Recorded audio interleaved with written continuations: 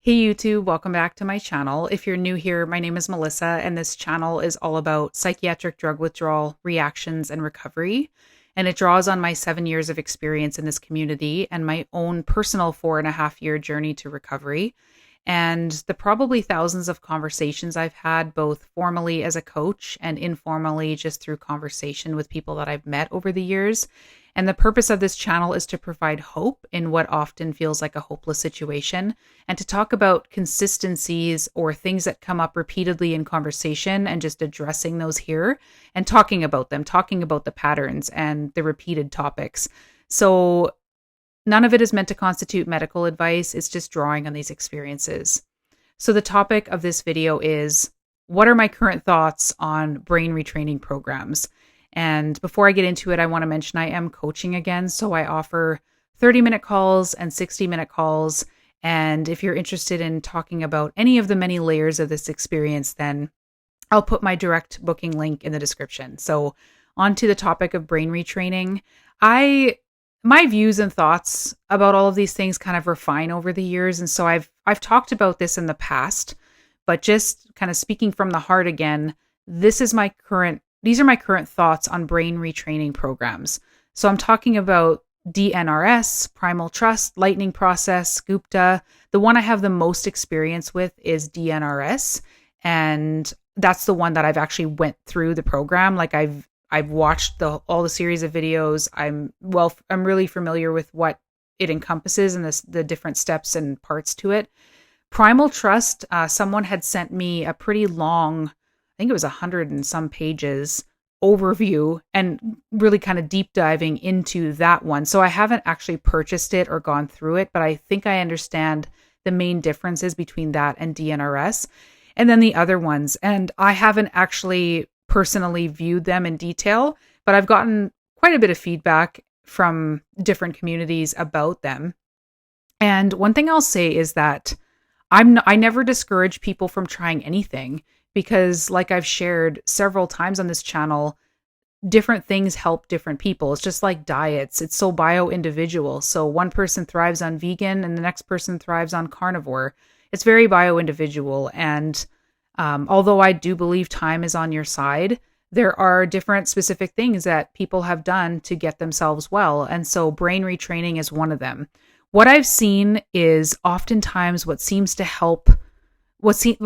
to help the most, the fastest, would be things like chemical sensitivities, things like mast cell activation, histamine problems, POTS, so postural orthostatic tachycardia syndrome, ME/CFS, so chronic fatigue, chronic Lyme, those types of things, which overarching a lot of the times have similar symptoms to withdrawal.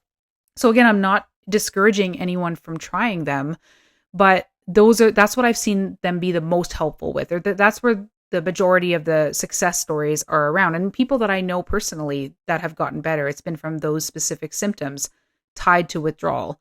Because a lot of people will develop POTS or CFS type symptoms because of withdrawal. And so that's what I've seen. However, it seems like people who have now I don't know if there's a differentiation between people who developed sort of OCD after the drugs or who had sort of an organic OCD before the drugs mixed with it just got worse afterwards. But it seems that the people who have more rumination, obsessions, more hyper awareness, it tends to be less effective for, because with OCD, which I've had most of my life, it's all about obsessions and compulsions. Obviously, there's pure O where you're just dealing with the mental part, but oftentimes there's mental compulsions that go with that as well. Resistance, trying to make it stop. This video isn't about that, but the purpose of compulsions is to neutralize obsessions and the anxiety. And with these types of programs, basically when you start going into one of those fear loops or symptom loops, it's, at least with DNRS, you're doing a lot of vocal repeating, kind of trying to break that loop verbally, and then you're doing these dynamic movements to sort of rewire the brain and seal it into the memory in the body and the nervous system.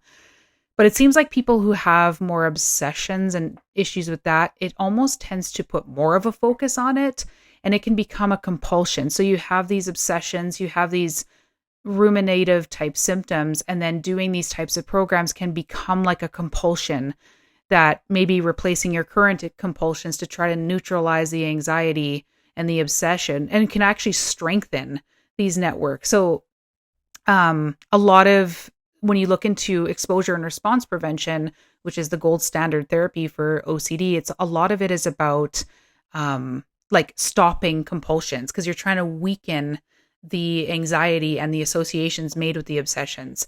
And so it's this process of like stopping compulsions, and it can be gradual exposure and all that. And DNRS kind of does the opposite of that, where every time you're having these loops, you're going into they call them rounds, where you're doing all of these movements and this verbal stuff that you're doing. So it can backfire. Is that the case for everybody? Probably not, but those are sort of general things that I've seen.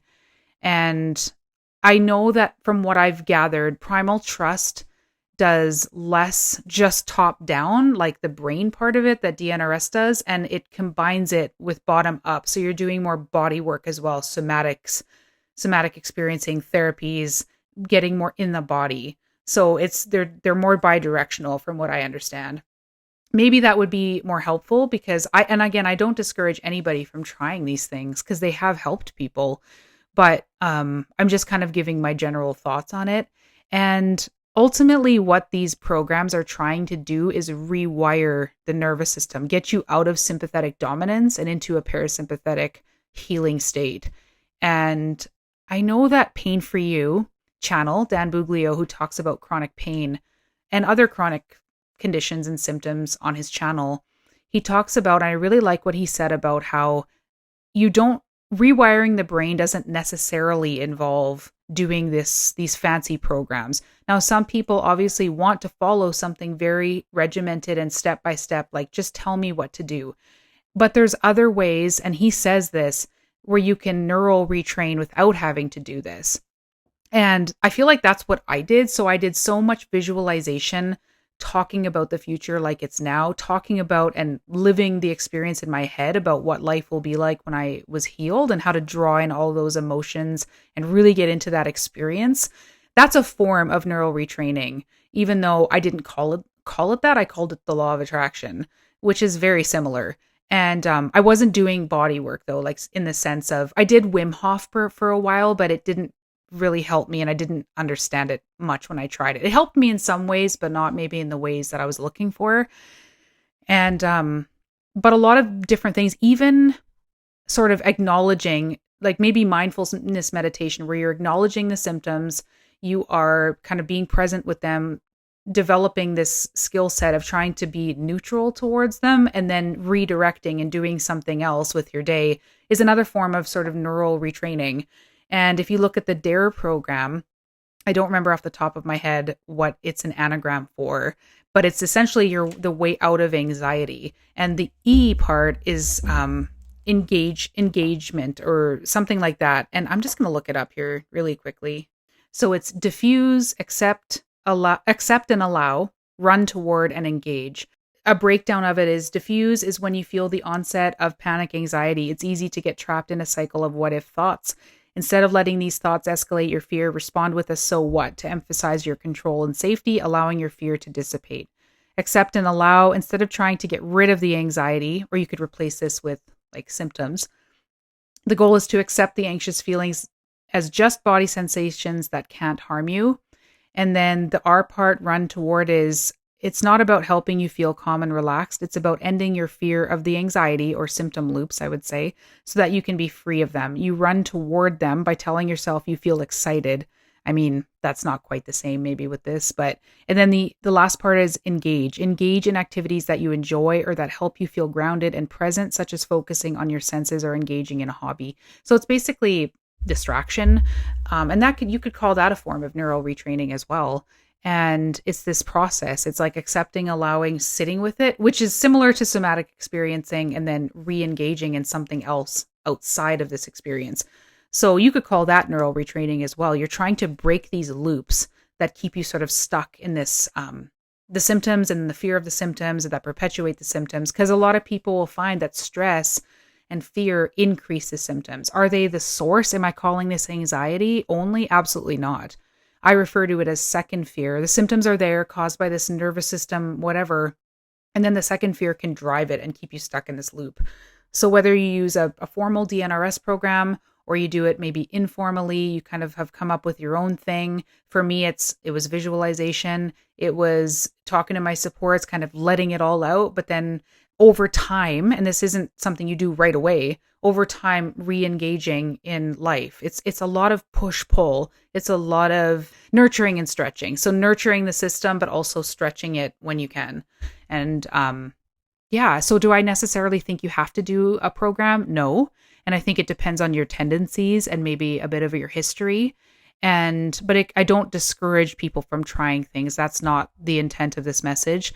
But I want to know your thoughts on this. Have you tried these programs? Have they helped you? What symptoms have they helped you with? Have they just helped you with the fear or feeling like you're doing something in the direction of healing?